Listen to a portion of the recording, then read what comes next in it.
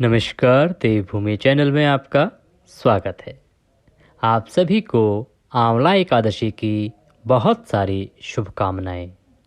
आज के इस वीडियो में हम बात करेंगे आंवला एकादशी का जो व्रत है उसका पारण आपने कब करना है, क्या शुभ समय है, व्रत का पारण कैसे करना है। क्योंकि ये आंवला एकादशी है, आंवल की एकादशी है, तो इसमें विशेष क्या ध्यान रखना है पारण करते समय।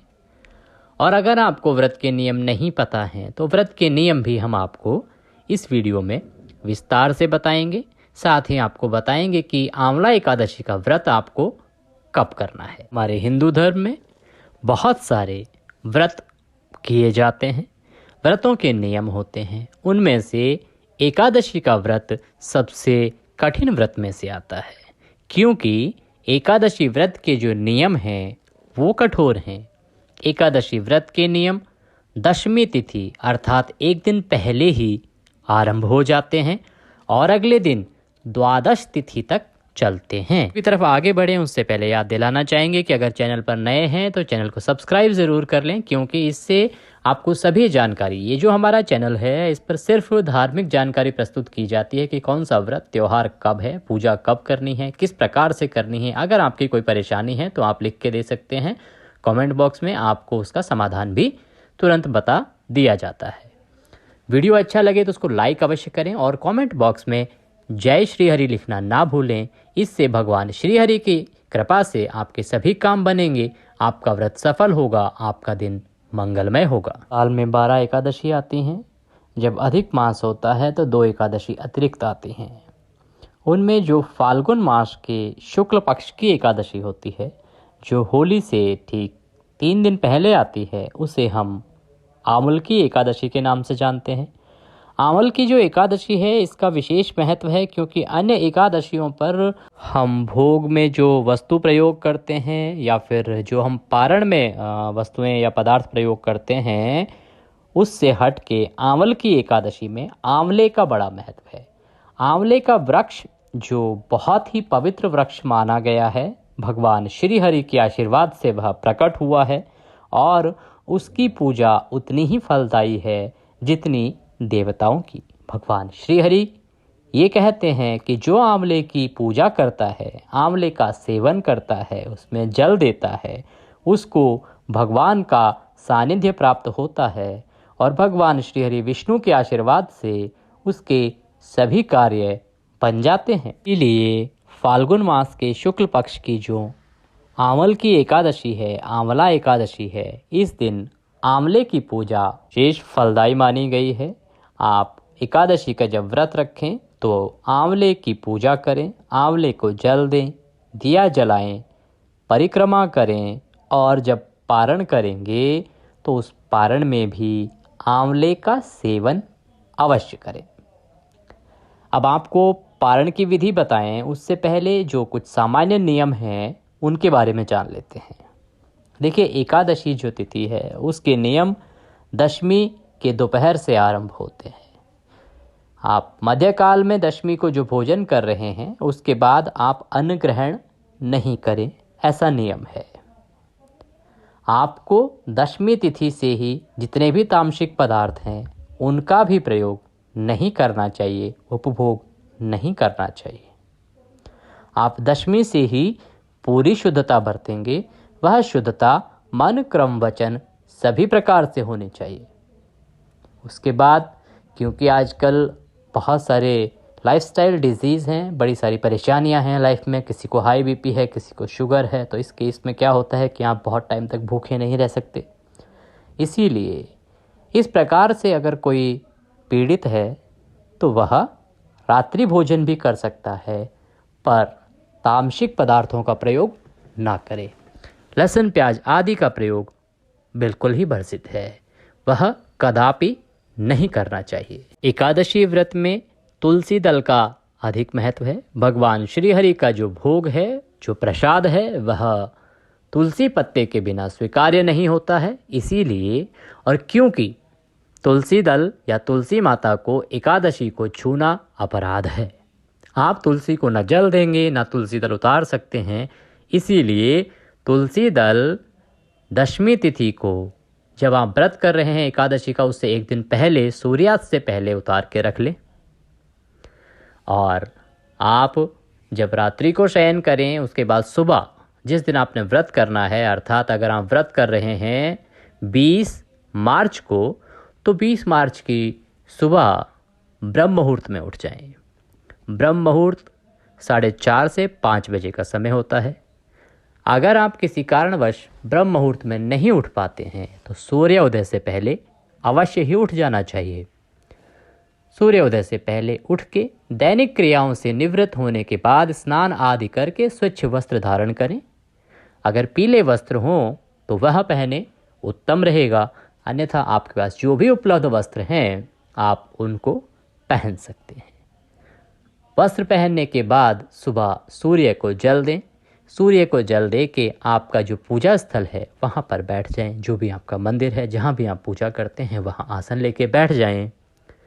एक चौकी लें, और अगर चौकी नहीं है, मंदिर में ही आपके पास भगवान सत्यनारायण, भगवान श्री हरि विष्णु की कोई प्रतिमा, कोई मूर्ति है तो उसकी पूजा करें। अन्यथा एक चौकी लें, एक स्थान बनाएं जिस पे पीला वस्त्र हो तो वह बिछाएं। भगवान श्री हरि की प्रतिमा या तस्वीर स्थापित करने के लिए पहले उस पर कुछ पुष्प छोड़ें, उसके ऊपर भगवान की प्रतिमा या तस्वीर को रखें। फिर एक लोटा या ग्लास लें, उसमें शुद्ध जल भरें। जल में गंगा जल अवश्य मिला लें, इससे वह जल अति शुद्ध हो जाएगा, गंगा जल की श्रेणी में आ जाएगा। फिर उससे भगवान को स्नान कराएंगे। अगर आपके पास इस प्रकार की प्रतिमा है कि पंचामृत से स्नान कराया जा सकता है, तो आप दूध, दही, घी, शहद और शक्कर से पंचामृत बनाएं और उससे भगवान विष्णु का अभिषेक करें। पहले आप शुद्ध जल से उनको नहलाएंगे, फिर दूध, दही, शहद, शक्कर से जो आपने पंचामृत बनाया है उससे उनको नहलाएंगे, और फिर पुनः शुद्ध जल से उनको स्नान कराएंगे। अगर आपके पास कोई तस्वीर है, ऐसी कोई प्रतिमा नहीं है जिसको पूर्ण रूप से स्नान कराया जा सके, तो आप सांकेतिक स्नान कराएंगे। जो लोटे या ग्लास में आपने जल लिया है उससे उंगली से 2 छींटे आप देंगे भगवान को, या फिर एक पुष्प है तो उससे छींटे देंगे, और उसके बाद उनको साफ वस्त्र से पोंछ के रौली, कुमकुम आदि का तिलक लगाएंगे, पुष्प अर्पित करेंगे। अगर माला है तो फूलों की माला पहनाएंगे। फिर भगवान को घी का दिया जलाएंगे, धूप दीप दिखाएंगे, भगवान को प्रणाम करेंगे और अपने व्रत का संकल्प करेंगे। व्रत का संकल्प बड़ा ही सूक्ष्म विधान मैं आपको बताता हूँ। सीधा हाथ जो है उसमें थोड़े से पुष्प रखिए, थोड़ा जल डालिए, दूसरे हाथ को उसके नीचे लगाइए और बोलिए विष्णु और विष्णु और विष्णु। ओम विष्णु और विष्णु और विष्णु। अपना नाम बोलिए, अपना गोत्र बोलिए, जिस स्थान पर आप इस टाइम पे बैठे हैं उस स्थान का नाम, मकान नंबर आदि बोलिए। आप अपने नगर का, क्षेत्र का नाम बोलिए कि यहाँ पर हे प्रभु, आज के दिन हम अमल की एकादशी का व्रत करने का संकल्प करते हैं। अमुक उद्देश्य, जो भी उद्देश्य, जिस भी उद्देश्य की पूर्ति के लिए आप यह व्रत कर रहे हैं वह दोहराइए। आपसे अनुरोध है कि आप हमारे इस व्रत को करने की शक्ति हमें प्रदान करें और इसे स्वीकार करें। और वह संकल्प भगवान श्री हरि के चरणों में छोड़ दीजिए। भगवान को प्रणाम कीजिए। ओम नमः भगवते वासुदेवाय का 108 बार जप कीजिए और उसके बाद एकादशी का महात्म्य पढ़िए या सुनिए। आपके पास अगर एकादशी की कथा या महात्म्य नहीं है तो हमारे चैनल पर प्रत्येक एकादशी की कथा महात्म्य सुनाया जाता है, आपको वीडियो मिल जाएगा। चैनल को सब्सक्राइब कर रखा है, बेल आइकन को आपने अगर प्रेस कर रखा है तो आपके पास नोटिफिकेशन भी आ जाएगा कि ये जो एकादशी का महात्म्य है, तिथि है, उसका वीडियो की अपलोड हो गया है। आप उसको चलाएं और वह कथा अवश्य सुने।